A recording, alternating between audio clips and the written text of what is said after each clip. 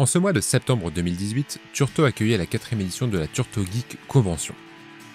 Si cet événement fut à l'origine le premier des environs à rassembler les fans de pop culture et de jeux vidéo en un même lieu, le moins que l'on puisse dire avec cette édition, c'est que cette convention arrive chaque année à s'améliorer et à évoluer pour le plus grand plaisir des visiteurs.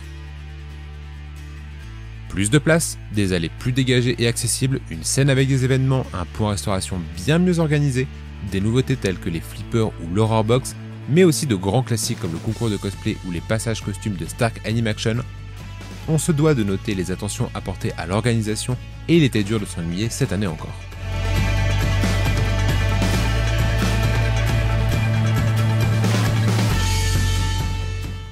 Ça part d'une idée que j'avais eue depuis à peu près une dizaine d'années, où je faisais quelques expositions de produits dérivés, de jeux vidéo, choses comme ça, ce que j'aime bien. Et donc avec une autre association donc, qui est partenaire avec la mienne, donc Anime 76 et la MAMS, on a eu l'idée de la créer donc, il y a 4 ans. Parce qu'on était des passionnés tout simplement. Donc on a démarré avec 800 mètres carrés, là on est à 3200 mètres carrés. On espère 3400 mètres carrés l'année prochaine. Là, cette année, on a 41 magasins qui sont venus. Il y en a de toute la région de France. Donc, de plus en plus de magasins, de plus en plus d'animations. D'année en année, on a réussi à avoir des associations qui viennent nous aider, en fait, tout simplement. Et voilà, donc c'est sympa. Et chaque année, on essaye d'améliorer notre salon. Toutes les critiques, etc., sont bonnes à prendre, évidemment. De notre point de vue, 2 éléments se démarquent dans cette convention. D'une part, c'est le côté familial, avec son entrée très peu chère, ses zones d'exposition et ses activités. Petits et grands y trouvent leur compte, mais surtout ils peuvent y trouver leur compte ensemble, que ce soit en découvrant de vieux classiques du jeu vidéo ou en admirant d'impressionnants dioramas Lego. Oui, c'est ça qui est important. D'ailleurs, dans ce genre d'événement, vous voyez souvent des parents qui montrent à leurs enfants, voilà, je jouais avec des Lego quand j'étais plus jeune, ou cette notion de partage, en fait, de génération. Oui, parce que si je reprends sur le thème que j'ai là-bas, j'ai des plaques qui datent des années 90.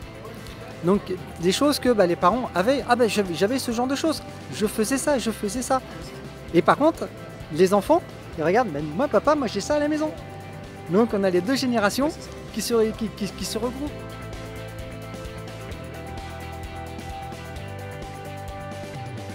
L'autre point que l'on apprécie tout particulièrement, c'est la passion qui se dégage de cet événement.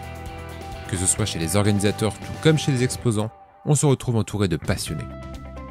Et comme on est sur un événement à taille humaine, il est facile de s'arrêter un moment discuter autour d'un sujet que l'on aime. Nous-mêmes, nous avons profité de la convention pour faire le tour et discuter avec des exposants, mais on vous réserve tout ça pour une autre vidéo. Pour finir, nous voudrions insister sur un point. Il est important d'aller à ce genre d'événement. Déjà parce que ça manque les points de rencontre entre passionnés comme celui-ci. Et ensuite parce qu'il faut faire vivre ce genre d'initiative.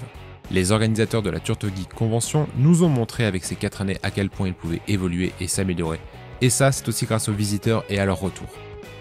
Et franchement, vous allez passer un chouette moment, alors pourquoi s'en priver ? Quoi qu'il en soit, nous on ne peut que vous recommander de vous y rendre l'année prochaine. Il paraît qu'il y a même dans les cartons de sacrés projets et il nous tarde d'en savoir plus.